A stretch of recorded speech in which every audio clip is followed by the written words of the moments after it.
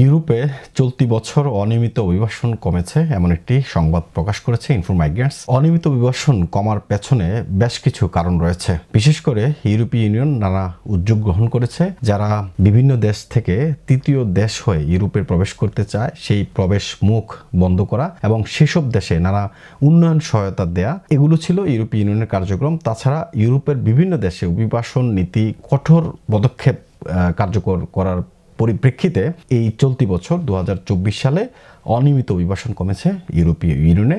যে সংবাদে বলছে 2024 সালের প্রথম 10 মাসে অন্তত 1,91,900 জন অনিয়মিত অভিবাসী ইউরোপীয় ইউনিয়নের বিভিন্ন দেশে এসেছেন। জোটের সীমান্ত সুরক্ষা সংস্থা ফ্রন্টেক্স জানিয়েছে সংখ্যাটি আগের বছরের একই সময়ের তুলনায় 43% কম। অর্থাৎ চলতি বছরের যে 10 মাস এখন রানিং, এই 10 মাসে মাত্র 1,91,900 জন অনিয়মিত অভিবাসী ইউর বিভিন্ন দেশে এসেছেন, যেটা গত বছরের অর্থাৎ 2023 সালের একই সময়ে 43% কম। ফ্রন্টেক্স বলছে চলতি বছরের জানুয়ারি থেকে অক্টোবর পর্যন্ত অনিয়মিত অভিবাসী আগমন সবচেয়ে বেশি কমেছে সেন্ট্রাল ভূমধ্যসাগরীয় এবং পশ্চিম বলকান রুটে।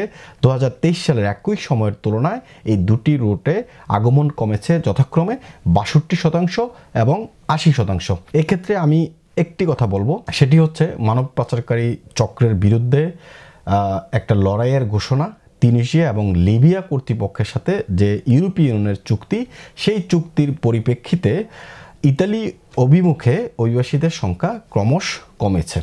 কারণ ভূমধ্যসাগর পার হয়ে লিবিয়া থেকে ভূমধ্যসাগর পার হয়ে ইটালিতে আসার যে প্রচেষ্টা, এবং ইটালি সরকার কঠোর ডানপন্থী নেত্রী জর্জা মেলোনি তিনি যে উদ্যোগ গ্রহণ করেছেন যে থার্ড কান্ট্রিতে রেখে আশ্রয় যাচাই বাছাই, এই খবরটা যখন ছড়িয়ে পড়েছে বিভিন্ন জায়গায়, তখন কিন্তু এই ভূমধ্যসাগর পার হয়ে ইটালিতে পৌঁছার সংখ্যাটা কিন্তু কমেছে। বিশেষ করে বাংলাদেশি অভিবাসীর কথাও যদি ধরি, এই সময়ের তুলনায় যে যখন এই অক্টোবরের আগে কিন্তু প্রচুর পরিমাণে বাংলাদেশি এইভাবে আসতো, এখন কিন্তু সেই সংখ্যাটা খুবই কম। সেন্ট্রাল ভূমধ্যসাগর পেরিয়ে চলতি বছরের প্রথম 10 মাসে অন্তত 55,227 জন অনিয়মিত অভিবাসী ইটালিতে এসেছেন, যাদের বেশিরভাগই বাংলাদেশ, সিরিয়া ও টিউনিসিয়া থেকে এসেছেন। অপরদিকে পশ্চিম ভূমধ্যসাগরীয় রুট হয়ে স্পেনে আগমনের হার কমেছে 5%। মরক্কো এবং অন্যান্য দেশের সাথে যে চুক্তি করেছে স্পেন স্থলপথ এবং সমুদ্রপথে, ফলে সেখান থেকে অভিবাসী সংখ্যা কমতে শুরু করেছে। বছরের প্রথম 10 মাসে 12,952 জন অনিয়মিত অভিবাসী এই রুটে ইউরোপে ঢুকেছে, তাদের বেশিরভাগই আলজেরিয়া, মরক্কো এবং মালির নাগরিক। অন্যদিকে পূর্ব ভূমধ্যসাগর রুট, গ্রিস এবং পশ্চিম আফ্রিকার রুট হয়ে ক্যানারি দ্বীপপুঞ্জে অভিবাসী আগমনের ঊর্ধ্বমুখী প্রবণতা অব্যাহত রয়েছে। বছরের শুরু থেকে এই দুটি সমুদ্রপথে ইউরোপের সবচেয়ে ব্যস্ত অভিবাসন রুটে পরিণত হয়েছে। তবে ইউর বহিঃসীমান্তে আগের বছরের তুলনায় সর্বাধিক সংখ্যক প্রবেশ শনাক্ত করা হয়েছে। গত বছরের তুলনায় বেড়েছে 195%।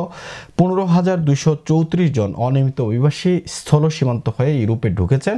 ইউক্রেনীয়, সোমালি এবং ইরিত্রিয়ান নাগরিকেরা এই রুটে সর্বোচ্চ সংখ্যায় প্রবেশ করেছেন। উত্তর ফ্রান্স এবং ব্রিটেনের মধ্যকার ইংলিশ চ্যানেল হয়ে অনিয়মিত অভিবাসন 5% বেড়েছে। জাতিসংঘের অভিবাসন বিষয়ক আন্তর্জাতিক সংস্থা IOM বলছে এবছর ব্রিটিশ উপকূলে পৌঁছানোর চেষ্টা করা অন্তত 70 জন মানুষ প্রাণ হারিয়েছেন, যা গত 10 বছরের মধ্যে সর্বোচ্চ। জাতিসংঘের শরণার্থী সংস্থা UNHCR এবং অভিবাসন সংস্থা IOM চলতি বছরের সেপ্টেম্বরে সতর্ক করেছিল উত্তর আফ্রিকা থেকে ভূমধ্যসাগর পাড়ি দেয়া মানুষের সংখ্যা 2024 সালে তীব্রভাবে কমেছে। UNHCR অনুসারে এবছর এই পর্যন্ত সমুদ্রপথে ইউরোপীয় উপকূলে পৌঁছানোর চেষ্টা করে কমপক্ষে 2,085 জন প্রাণ হারিয়েছেন। এই সংখ্যাটি অনেক বেশি বলে ধারণা করছে NGO ও অভিবাসন সংস্থা।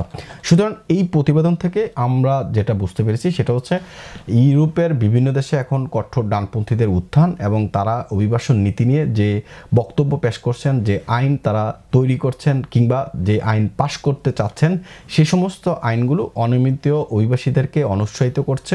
বিশেষ করে থার্ড কান্ট্রিতে যেভাবে ইউরোপীয় ইউনিয়ন সহ বিভিন্ন দেশ যে উন্নয়ন সহায়তা দিচ্ছে এবং তাদের সেই রুট বন্ধ করার জন্য প্রচেষ্টা চালাচ্ছে, মানব পাচারকারীদের বিরুদ্ধে একটা লড়াই চলছে, সব কিছু মিলিয়ে ইউরোপে অনিয়মিত অভিবাসনের সংখ্যা এই চলতি বছর কম ছিল এবং আগামী বছরগুলোতে এই সংখ্যা আরও কমবে।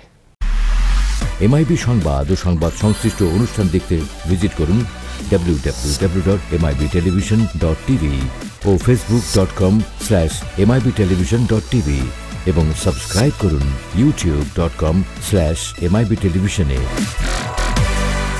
MIB টেলিভিশন, সত্য খবর, সঠিক খবর।